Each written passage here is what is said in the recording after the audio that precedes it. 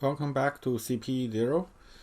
This is topic 8. We're going to talk about number representation and bit operations. So we're dealing with binary numbers.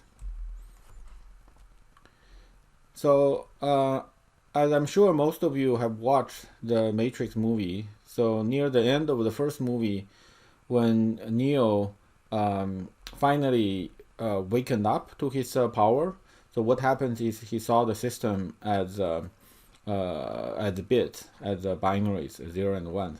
So in some sense, to really understand what's going on under the hood in computers, you need to understand the binary. You need to understand the bit operators. So binary number system is base 2. So we are familiar with base 10. That's most likely because most humans have 10 fingers. 10. So then it's easy to count in base 10. But in fact, even in our regular life, we use other bases as well. So for example, there's a base 12 in the sort of English weighing system that are still used in US, but very rarely used elsewhere. Like a feet has 12 inches. We also sometimes do base 16. A pound has 16 ounces. Base 60 we used quite a bit. 1 hour has 60 minutes. 1 minute has 60 seconds.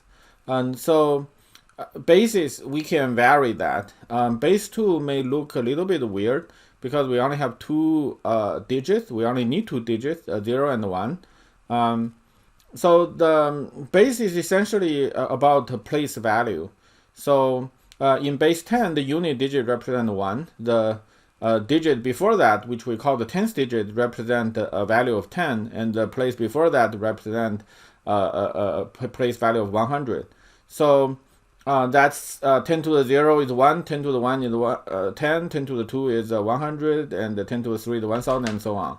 So in base 2, the unit digit still represents 1, and the digit to the before that, I guess we can call it the 2th digit, it represents 2, and before that we can call it the 4th digit because it represents 4, and before that is the 8th digit, and before that is the 16th digit, before that is 32th digit, and so on. In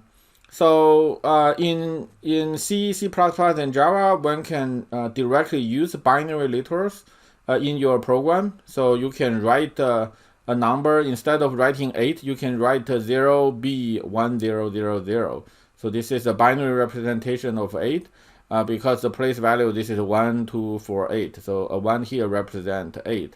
So, and this is 12 because it's 8 plus 4 is 12. And you can check the others. So that's the binary numbers. So when negative numbers are represented using binary, we use what's known as a 2's complement.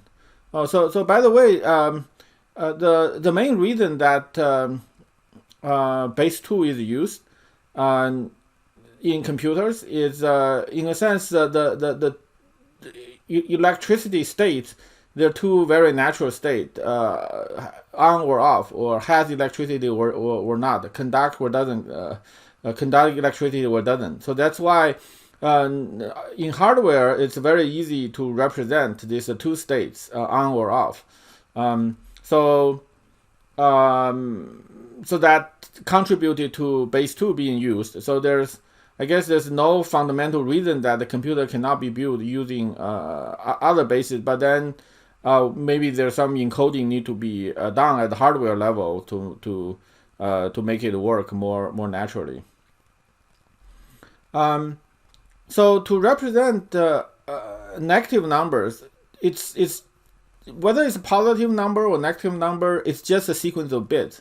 So there has to be some convention that some bit pattern will be positive and some bit pattern will be negative. So The way to understand the rule is if we are using n-bit signed to represent signed integer, so it could be positive or negative, then you can think of the any number x, positive or negative, is encoded as 2 to the n plus x, and then we only take the lower n bit, so that's basically mod 2 to the n. So 2 to the n is 1 followed by n zeros in binary. So you can think of the rule essentially we're doing 2 to the n plus x mod 2 to the n. And when n is positive, this just gives us x. So there's nothing 2 to the n mod 2 to the n be 0. So that it's just x. But when x is negative, let's say x is a negative y. So then y is a positive number. So then 2 to the n plus x mod 2 to the n become 2 to the n minus y. So then, because 2 to the n minus y will be a number less than 2 to the n, when we mod 2 to the n, it will just be itself. So more concretely, if we have negative 1, that will just be represented as in 32-bit, just represented as 2 to the 32 minus 1. So then that's just a bunch of ones, actually 32 ones. So all the ones represent negative 1, and negative 2 will be 2 to the 32 minus 2, it will give us this. And so on. In general, negative numbers will have the highest bit being 1. So the smallest negative number, or the negative number that has the largest absolute value, will be 1 followed by all 0, and that's represent negative 2 to the n minus 1. And this is also why sometimes when you have overflow, then two positive number, when you add it, the computer will interpret that as a negative number, because now the highest bit become 1, and that will be treated as a negative number.